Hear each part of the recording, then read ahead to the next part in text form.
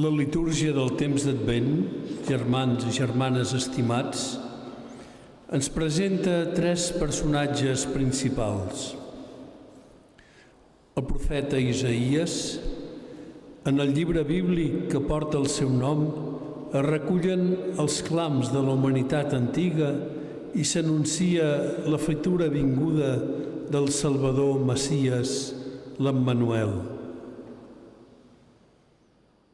El segon personatge és Joan Baptista, el darrer dels profetes, que mostra com cal preparar el camí al Senyor que ve, anuncia la imminència del regne de Déu i mostra Jesús com el Messies promès i desitjat.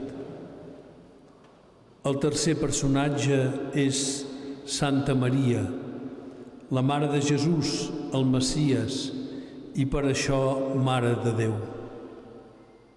La solemnitat d'avui se centra plenament en ella. El poble cristià, en celebrar la concepció de Maria, agraeix a Déu el do d'aquesta dona singular. Agraeix la plenitud de gràcia de la qual el Senyor l'ha ornada des de bon començament.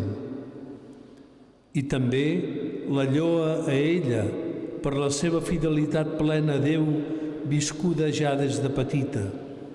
La proclama benaurada per la vocació que va rebre de ser la Mare de Jesús, el Fill de Déu, tal com hem sentit a l'Evangeli.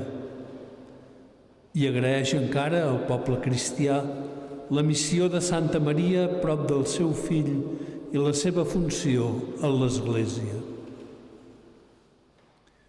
En Maria i a través d'ella en l'Església i en el món, el Senyor ha fet obres prodigioses i per això avui cantem a Déu un càntic nou i proclamem Maria benaurada.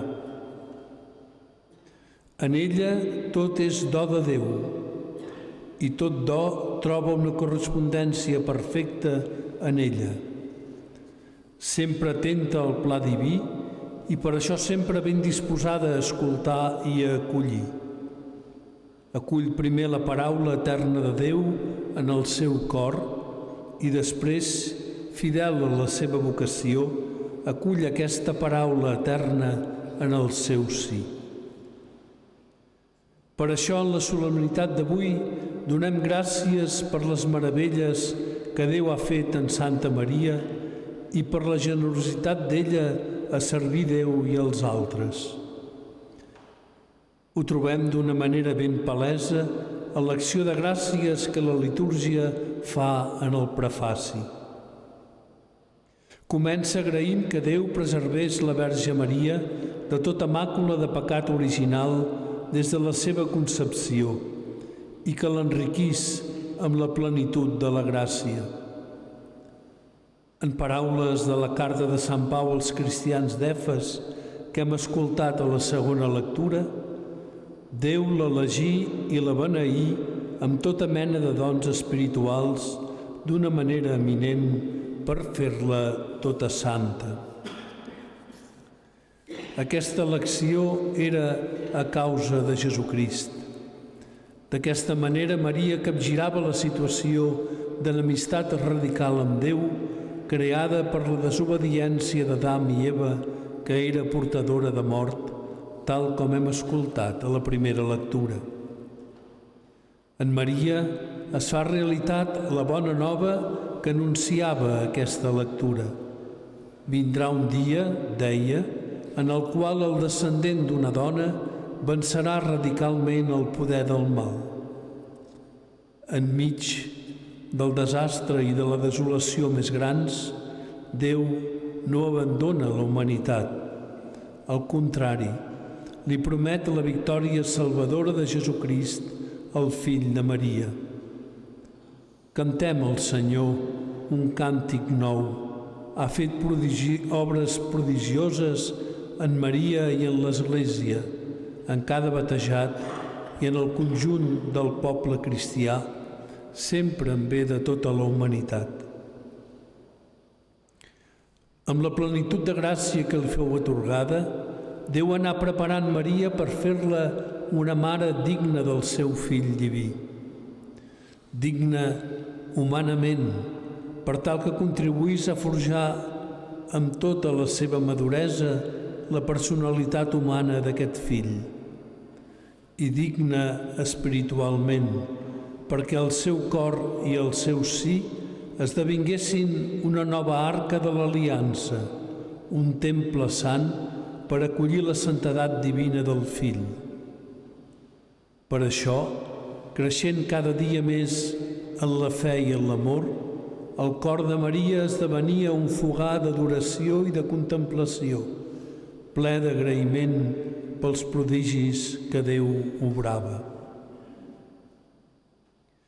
El prefaci, però, no es fixa solament en la persona individual de Santa Maria i en la seva vinculació amb Jesucrist.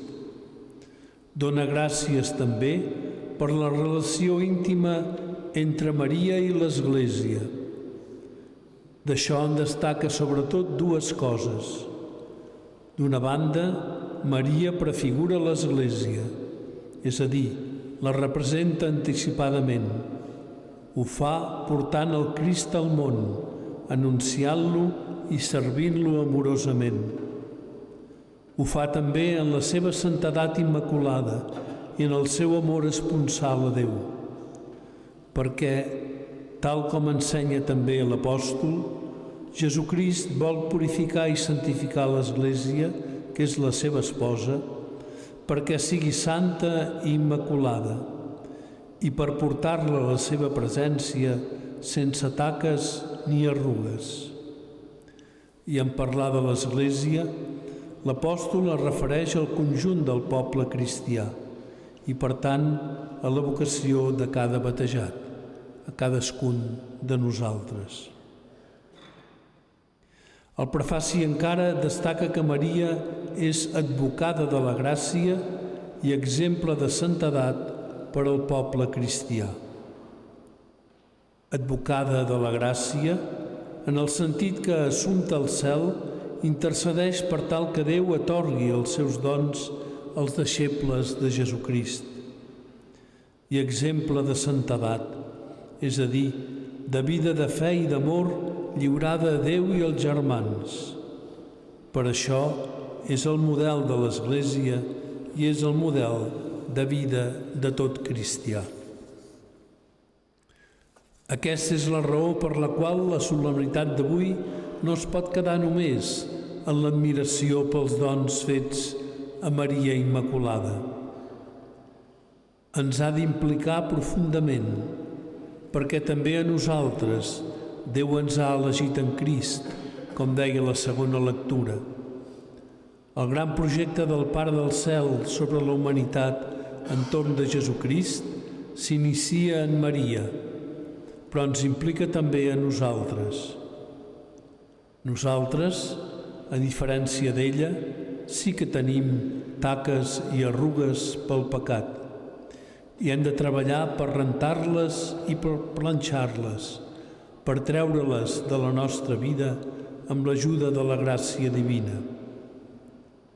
I si la tasca de fer-ho per vèncer el mal que hi pugui haver en el nostre interior ens pot semblar difícil, no ens descoratgem, perquè també val per a nosaltres allò de «a Déu res no li és impossible» que escoltàvem a l'Evangeli.